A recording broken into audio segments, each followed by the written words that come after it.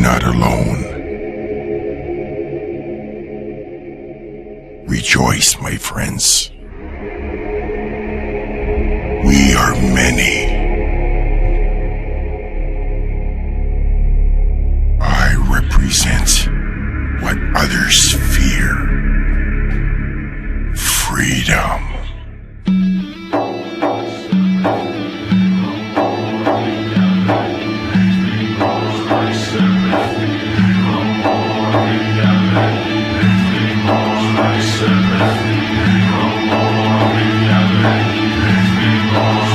Serpent.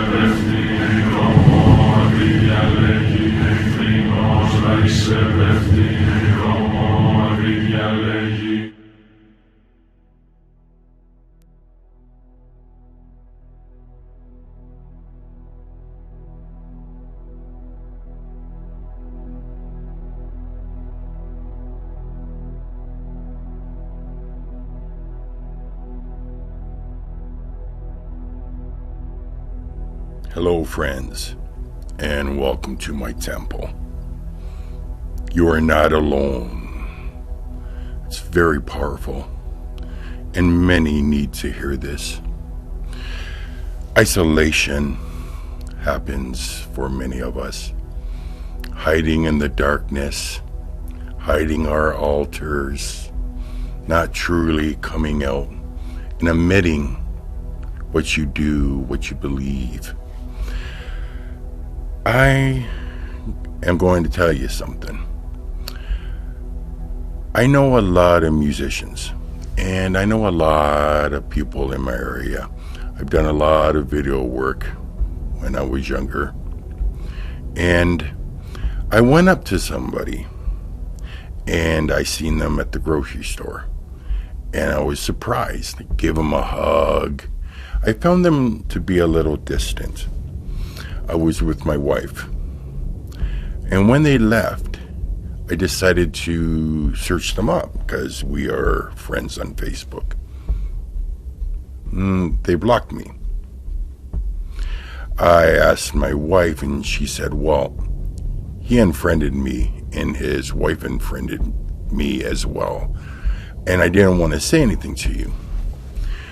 So I decided to go through my Facebook friends list and see if I have a lot of people that unfriended me. And surprisingly, which I didn't know, that there was a few. And I got very upset. In that moment, I was pissed. And I wrote a post, if you unfriend me for what I believe, go fuck yourself. And I posted it, and I shared this before. Usually when I post something, I remove it right away. Because the truth is, they don't matter. Sure, it does bother me a little bit, but I don't focus on it. A lot of people just won't accept us for who we are. They live in a fantasy of what they believe, and I understand me coming out with my videos could scare some people or just freak people out. Your true friends will stick with you. They will not judge you. They might ask questions. But if they remove themselves from your life, trust me, it's best. There is a reason for it. Now, there is a small community that I circle my attention to. I will go on my buddy's page, JD Temple. He has a good amount of people, and he always says something positive. I will go check him out. Now, I check him out for two reasons, and I do this with most of my friends, to see where they are, see how they're doing, and what they have to share. I have another friend, J.S. Garrett. I have brought him up. Feel free to check JD Temple and J.S. Garrett out. I will go on their videos or his videos and see how he's doing and what he's been up to and his rituals. He's really stepped it up, so feel free to check that out. But the truth is, there is a small community, and you don't have to feel alone. Again, people around you, there's people that are going to accept you, and there's some people that just ain't. I guess, let's put it this way. And I'll just share this, and this is a good example. Let's say if I have a friend, I've known them for a long time, and they become a born-again Christian. I wouldn't stop focusing my attention on them. They would still be my friend. I would still talk to them. And if I talk to them, and every day they brought up Christianity, why haven't you given yourself to Jesus, and all the blah blah bullshit that you hear from a Catholic or a Christian, I would distance myself. Now, when I talk to people that I know that ain't in my path, I just don't bring it up. And that's maybe a good example of maybe what you should do with your friends. If they ask questions, then, answer them. Try not to scare them, because there's a lot of things that happen in this practice that I know that it would turn people off. But, just give them the basics and don't force your path on them. You ain't a Christian, right? I don't go to fucking Christian pages on YouTube and put, Hail 666. You should turn yourself to Lucifer. He is the true light. But these Christians will come on my page and do that fucking same thing using their Jesus Christ bullshit. And they don't understand that turns people off, It just shows you how desperate they are for you to accept their fucking faith. And the reason they want you to do that is so you can join a church and, drop some cash, and fuck them. Yeah, actually, fuck them. We'll end it with that one. We'll end it with that. Fuck them.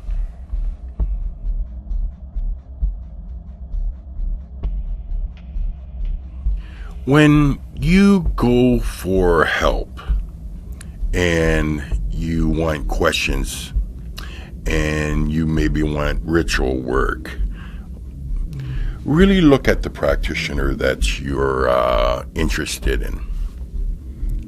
Are they living a life that you want? Let's say you want advice on a love ritual. Are they in a relationship? Have they ever been in a relationship? Like, what? I wouldn't ask advice from someone that is smoking, how to quit smoking. Why would you want a money ritual from somebody that's homeless? That doesn't make sense. Why would you want a love ritual if someone has been divorced twice and is single for years? Doesn't make sense. So, yes, they might speak, they might talk the talk, but do they walk the walk? And that is something important. And many practitioners don't. But there are many that do. And I focus my energy and my time around these certain people. Now, I'm someone that's, you can call me a lone practitioner. Yes, I have worked with other practitioners, and I have had some people involved here that I cannot share and I would never share.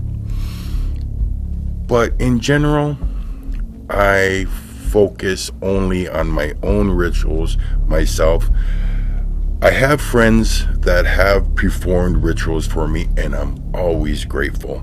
But if I feel that it might affect a ritual that I'm doing, I have no problem telling them that. And that could be something. If you're working on a ritual for yourself and other people come in and they are not true practitioners, I would call them dabblers. I don't want that energy to affect my my ritual. If they have true intent and a true willingness to put in the work in a very powerful ritual, and I have a couple friends that have done this for me without me asking, J.S. Garrett being one of them, and I'm always grateful for that, I won't allow them to do it. So, free is not always idle. So if someone wants to perform a ritual for you and you're uncomfortable about it and they're going to do it for free, Please speak up. Your voice is important. Don't hide your voice. If something bothers you, you let them know right up. You don't have to be a prick about it. Be kind about it. Be grateful. But speak your mind and protect your rituals.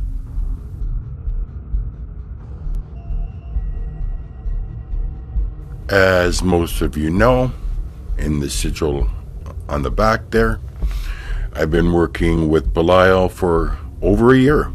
Now, I thought that would last 6 months, but he has shown me and taught me many things about my practice, about life, about love, about hate. He has taught me that love and hate are the same, with the same intensity, and he has now shown me balance. I have seen horrific things, and I have accepted them for what they are. He has taught me to, with every video, I say protect your kingdom.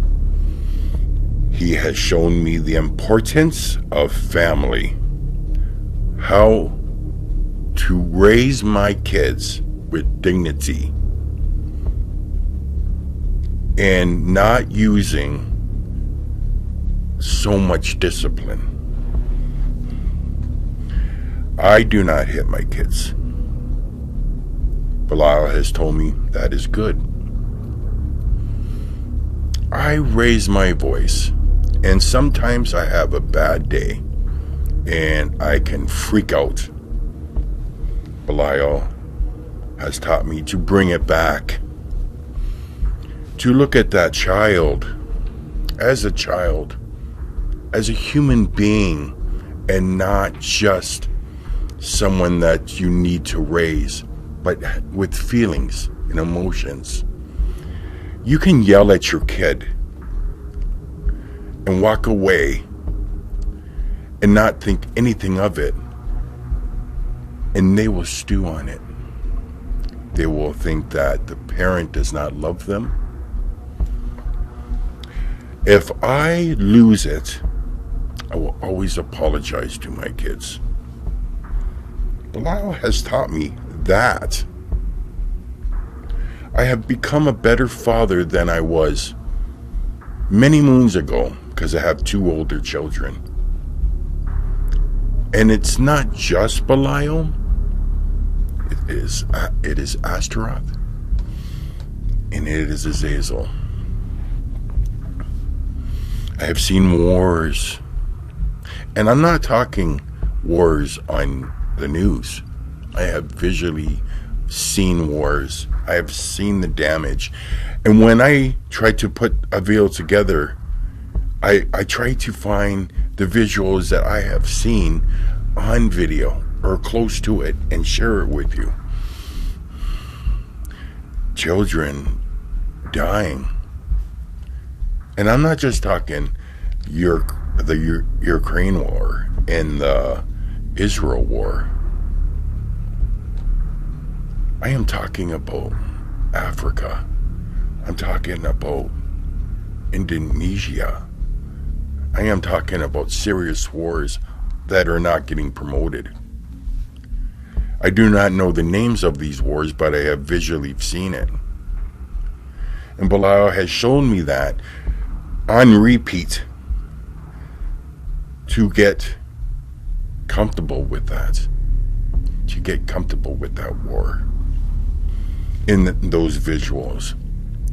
Where I can see it now and it doesn't eat me up inside. Because this has always happened. Cruelty on this world has always happened. Slavery was always there. People being mean to children. The vileness. People that shouldn't even have children. Makes me sick. But it makes me accept. Because it's real and it happens. Am I motivated to do anything outside of ritual work to help my society? Many go through that path. That is not for me. I'm more of a intake and write down and take the knowledge that is being taught to me.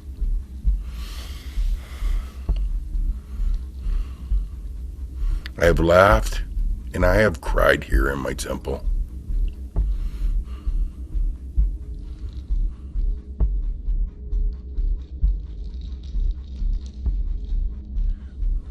My time, my dedication to Belial is coming to an end. I know it now with my dedications. Does not mean that I stop working with the entity. I will always work with Belial. I will work with Belial just for myself at times. And my rituals are not for asking things. Sometimes, if I'm desperate, I will ask for something. But it is just for individual growth and knowledge. And learning the entity that I am working with. Learning what the God represents, what the king might represent beneath the veil.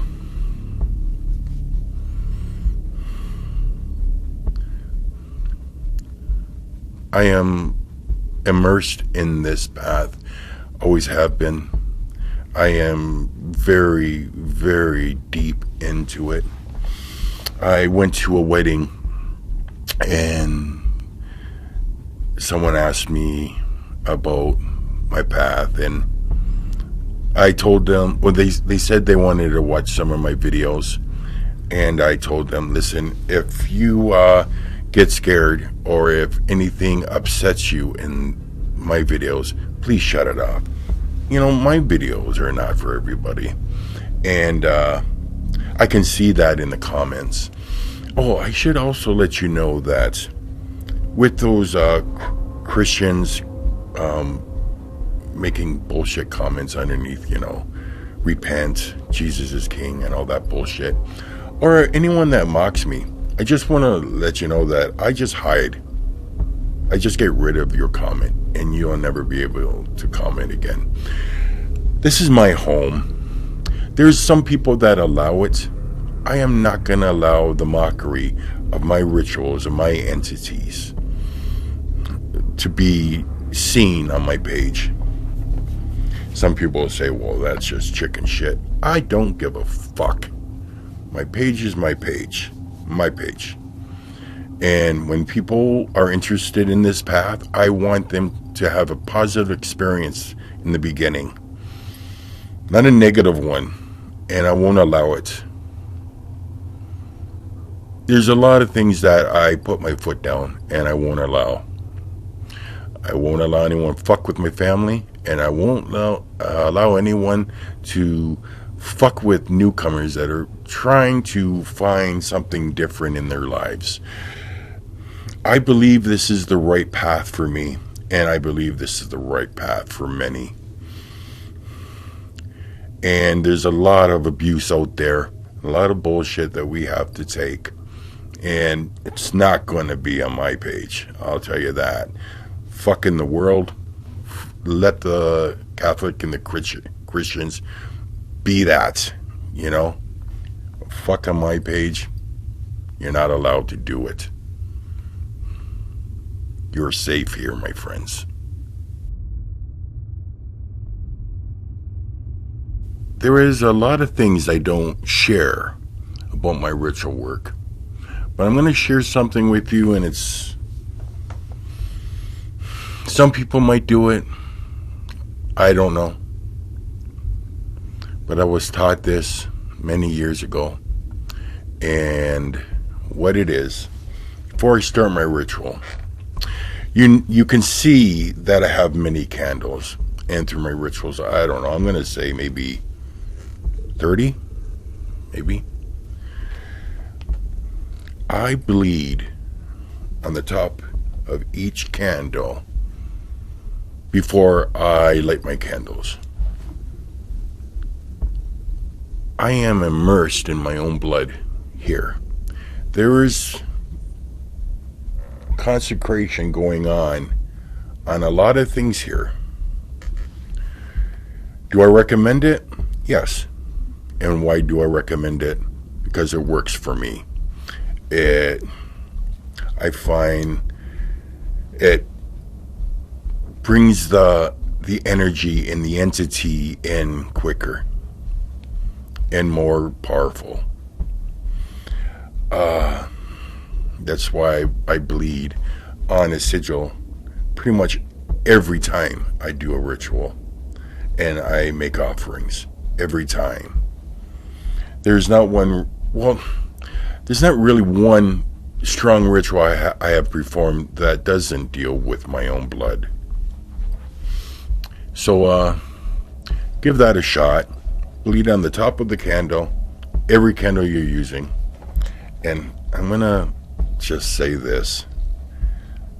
I use black candles pretty much through the whole thing.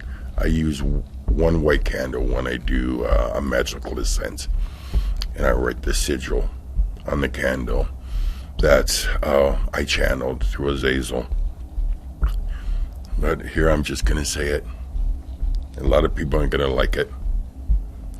I don't give a fuck what color candle you use. I believe voodoo uses different colors, and that's their tradition. My tradition is black candles. You want to use all white candles? Go for it, if it works for you. But black candles have always worked for me. It's the abyss. It's the color of the abyss. And we all know you can't have light if you don't have dark. And the fire with the dark candle, it's a beautiful thing, my friends. So, blood on the candle. Each candle.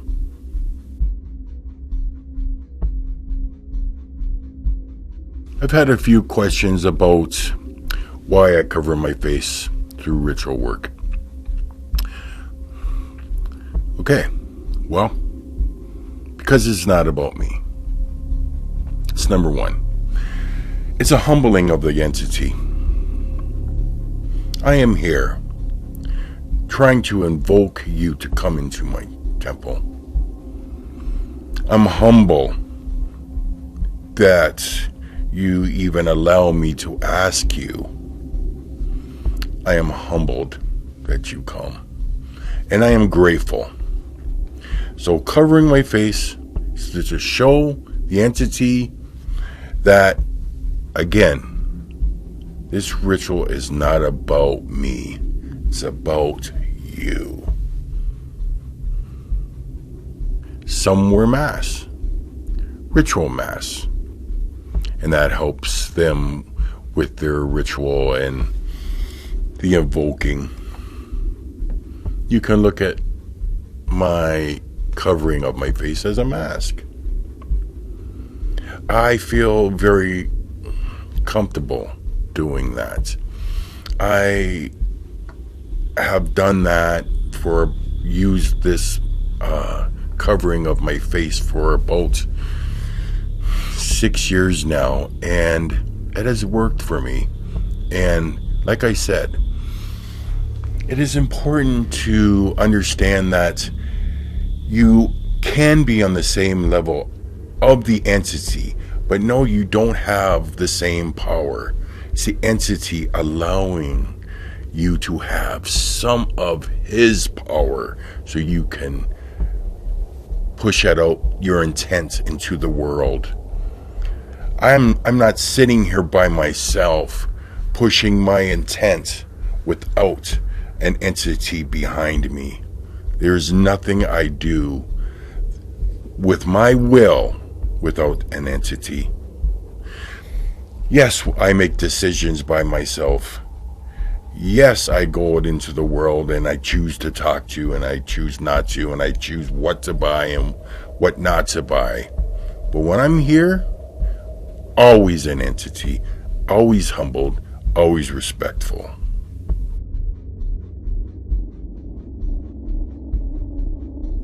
I don't know if this video is being released after Easter or before Easter, but I'll just share with you that Easter has no religious bearing in my house. I've accepted that there is a bunny that comes around and gives my children candy, and my children have a few days off of school, and it is a time to sit with your family and eat a turkey. Every religious holiday to me is not a religious holiday. If you give me or give my children a couple days off of school because of your faith, that's awesome. You know, there should be more religious holidays because my children can use more days off. You know, they love playing their video games and staying at home. You know, friends, I've been very busy with rituals, and I know I say that all the time, but it is true. If I'm not working with clients, I'm always doing something for myself. It's very rare that I get to have one night off. I went to a wedding and got away from my children, got away from the temple, and took that one day off. And I will tell you, it was really nice. I enjoyed being around friends and people that I just met. It was my oldest son's wedding, and it was beautiful. And those moments are important. And me staying healthy, no drugs, fuck that, no drinking, responsible, can enjoy things like that. And staying close to the spirits that I work with. You know, I have to say it. Hail Azazel, you know. He is my Patreon, and my life is second to none. And I wish that for every practitioner out there. Remember, friends, protect your kingdom. Hail.